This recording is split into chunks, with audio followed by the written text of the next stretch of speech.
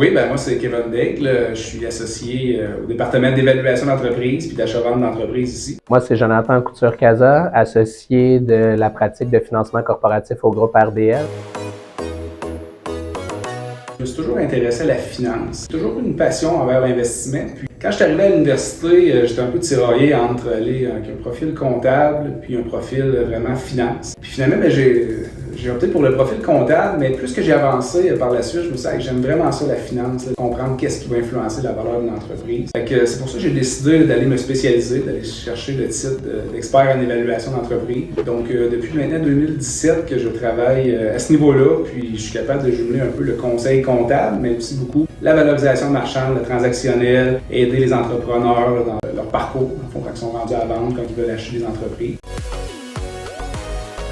Quand on va parler d'évaluation d'entreprise, dans le fond, le nom dit, c'est de déterminer la valeur de l'entreprise. Donc, de nos entrepreneurs qui ont créé, qui ont acheté, qui sont prêts à vendre. Donc, c'est de regarder c'est quoi les actifs dans l'entreprise, la rentabilité de l'entreprise, d'en arriver à émettre une opinion pour dire, selon moi, avec ce qui existe sur le marché, avec le type d'entreprise que tu as, je pense que ta valeur pourrait se situer entre tant et tant. Puis, parfois, notre mandat peut être différent. Les clients veulent faire des transactions fiscales, puis on a besoin de connaître la valeur marchande pour déclarer au niveau de l'impôt. Ça peut être un mandat qui va toucher principalement à ça, de venir dire, voici l'évaluation au fait d'une réorganisation fiscale. Mais il y a quand même une bonne partie de nos mandats aussi qui peuvent être de l'accompagnement justement dans l'achat-vente. Des entrepreneurs, des gens entrepreneurs ou des gens déjà en affaires viennent me voir, moi et mon équipe, puis veulent savoir, regardez, je regarde une cible, selon toi, quel prix je devrais offrir. Fait qu'on peut les accompagner à faire une évaluation. Ou ça peut être un entrepreneur qui est rendu à un certain stade dans sa vie, qui dit, il faudrait que je vende, mais je sais pas comment je vaux. Peux-tu m'aider à déterminer la valeur que je peux demander sur le marché? Je dirais que c'est les types d'évaluation qu'on peut faire. C'est assez varié dans ma pratique.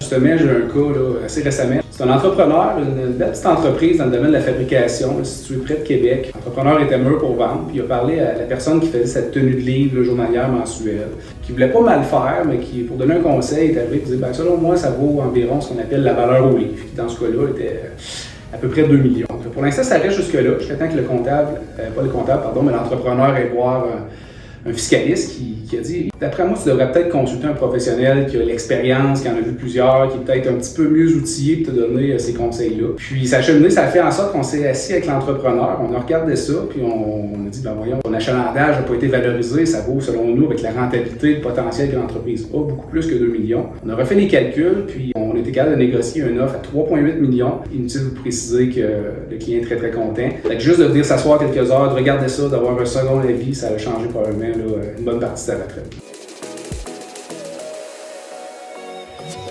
L'erreur qu'on voit souvent, c'est que les gens se sont trop avancés, ils ont signé une lettre d'intention, ça peut se revirer contre eux. Bref, c'est plus dur de revenir en arrière suite à ça. Et si j'avais en nommer un deuxième, c'est aussi les fameuses règles du pouce. Donc j'ai parlé à mon ami dans le regroupement des chefs d'entreprise, j'ai parlé à mon beau-frère qui a vendu son entreprise, puis de dire tel secteur, c'est toujours un multiple de 6 fois. C'est pas vrai. Il faut faire attention, il faut analyser l'entreprise, faire attention à ces pièges-là. Il y a deux situations principalement. Ça peut être une situation où est-ce qu'un acheteur veut acquérir une entreprise, vient nous voir, puis il s'est basé pour faire une offre sur des règles du pouce, des multiples qu'il a entendus par-ci et par-là. Finalement, quand on achète une entreprise, si on paye trop cher par rapport à sa valeur, on risque de vivre avec les conséquences longtemps. Ça, il faut faire attention. Quand on fait un processus de transaction qui part avec une bonne évaluation, c'est important de s'assurer qu'on va payer un juste prix. Peut-être l'autre exemple, c'est un peu l'inverse, je dirais. Je suis un vendeur, je suis rendu à un certain âge, puis dans mon cycle de vie, il faut que je vende l'entreprise, je veux avoir une retraite. Mais si je base ma valeur uniquement sur des oui-dire, puis que je pense que ça vaut des multiples qui sont faramineux, qui font pas de sens, là, je n'atteindrai pas mes objectifs. Je vais garder mon entreprise. Puis là, une année va passer, 2 ans, 3 ans, puis je ne pourrai pas réussir à vendre, profiter de ma retraite.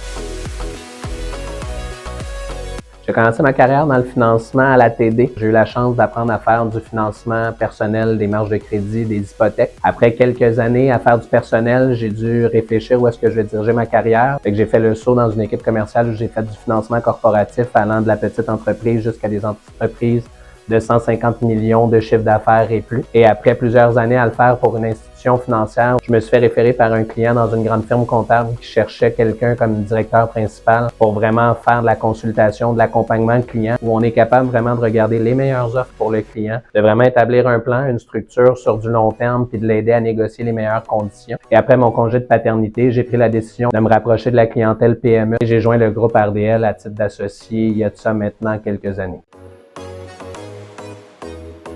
Le financement est souvent perçu tout simplement comme aller contracter de la dette. C'est beaucoup plus que ça. C'est de s'assurer qu'on a les bonnes ententes bancaires pour s'assurer que si on fait affaire avec des pays étrangers, on a la bonne devise, qu'on a des facilités long terme pour notre équipement, court terme pour nos opérations, qu'on est capable de soutenir notre croissance ou tout simplement nos besoins opérationnels quotidiens. Puis ça va de la négociation, de la tarification des comptes de banque jusqu'à l'établissement d'une structure qui inclut parfois même du prêteur privé, des subventions ou tout simplement du financement des institutions financières, qui est ce que la majorité des entreprises utilisent le plus couramment.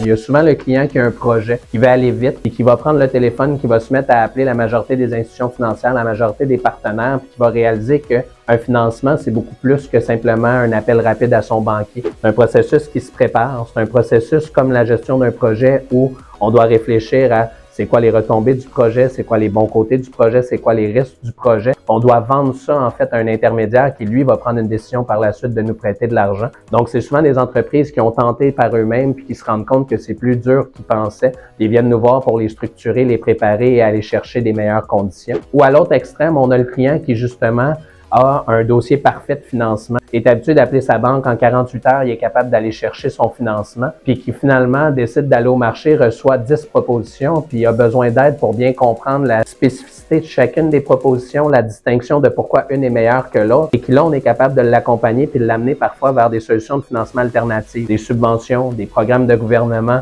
peuvent lui permettre de réduire son taux d'intérêt, d'aller chercher une structure de capital qui est beaucoup plus intéressante, qui fait que son retour sur investissement est beaucoup plus grand sur son projet. Donc, la majorité des clients, ça part d'une volonté de faire quelque chose, de changer leur statu quo, puis de nous amener vers quelque chose de nouveau qui nécessite de l'argent. Et on les accompagne à structurer ça, puis à aller chercher les capitaux nécessaires pour le réaliser.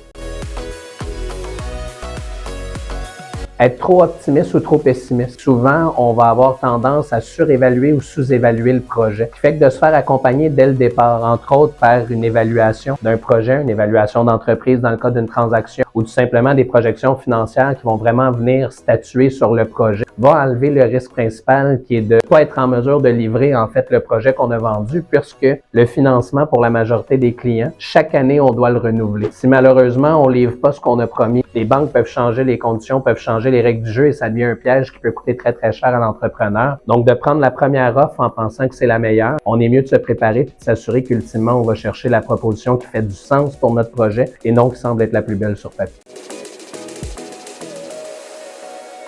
Comme je mentionnais, le financement, la transaction, un achat-vente d'entreprise, c'est un processus qui se planifie. Donc, on collabore avec l'équipe d'évaluation d'entreprise dès qu'il y a un besoin de modélisation, de standardiser certaines pratiques, de normaliser les chiffres à l'interne, de faire évaluer formellement le bien qu'on veut acheter, que ce soit une entreprise, que ce soit un actif. Donc, on fait les processus pour gérer les attentes, pour bien s'assurer qu'on travaille avec les bonnes données. Puis une fois que les données sont prêtes, nous, en fait, on les prend, on les dissecte et on les amène au marché pour être en mesure d'aller chercher le financement. Donc, c'est un processus de collaboration qui assure qu'on couvre tous les angles du projet en ayant les bonnes données sur lesquelles travailler puis en les vendant de la bonne façon par la suite aux partenaires externes. La majorité des entreprises qui n'auront pas de modifications marquantes à leur business au day-to-day n'ont pas besoin de nos services, ce qui fait en sorte qu'on est beaucoup plus appelé à travailler sur des projets dynamiques, sur des projets où le besoin est rapide, le besoin est là. Ça fait que l'équipe, elle est dynamique, elle est jeune, puis elle est toujours prête à apprendre et à travailler sur des projets qu'elles n'ont jamais vus. Oui, notre premier client, quand j'ai décidé de quitter la grande firme pour m'en aller à mon compte, c'est un client qui avait des projets de croissance, des projets de grandeur, qui nous a approchés parce qu'il voulait bénéficier des majorités des aides qui étaient disponibles présentement pour passer au travers de son projet. Et rapidement, le constat qu'on a eu, c'est que la santé financière de la compagnie ne supportait pas les idées de grandeur. On a dû revoir la structure de financement parce que la banque l'a transféré aux comptes spéciaux. Il s'est ramassé avec un délai de 80 jours pour se trouver une autre institution financière, commençait à manquer de fonds pour gérer ses ambitions. Fait qu'on a tout changé la structure, on a trouvé un partenaire de financement alternatif, on lui a trouvé un financement long terme. On a trouvé des partenaires privés qui ont investi 3 millions de dollars dans l'entreprise pour la sauver. Puis après 2 ans de travail, on n'a pas juste fait du financement. On a revu les opérations, on a revu la stratégie de pricing, on a revu l'organigramme. On a mis le plus gros client dehors pour l'aider à réaliser que finalement, c'est un loss leader qui ne l'apportait pas dans la bonne direction vers où il voulait s'en aller. 2 ans après, on parle d'une entreprise que ça faisait 3 ans consécutifs qui perdait 2 millions de dollars par année. Puis aujourd'hui, pour la première fois, c'est ramassé avec une marge nette de 18%. Pour la première fois, pratiquement 3 millions de profits à la fin de l'année 2024. Fait que c'est une fierté d'être capable d'avoir pris le client puis d'avoir des discussions très difficiles avec lui qui vont beaucoup plus loin que le financement, mais de vraiment revoir et de se centraliser sur c'est quoi sa raison d'être, qu'est-ce qu'il désire vraiment faire puis accomplir comme entreprise, puis d'aller matcher les bons capitaux avec ses désirs, puis être capable de s'assurer que le financement le suivait, était un accélérateur en fait dans ses projets, non pas un frein à ce qu'il désirait accomplir. Dès que vous pensez à un projet, vous voulez changer votre quotidien, vous tombez dans un besoin de restructuration, prenez le téléphone, appelez-nous, allez sur le site web au grouperdl.ca, trouvez nos coordonnées. Ça nous fait plaisir de venir vous aider.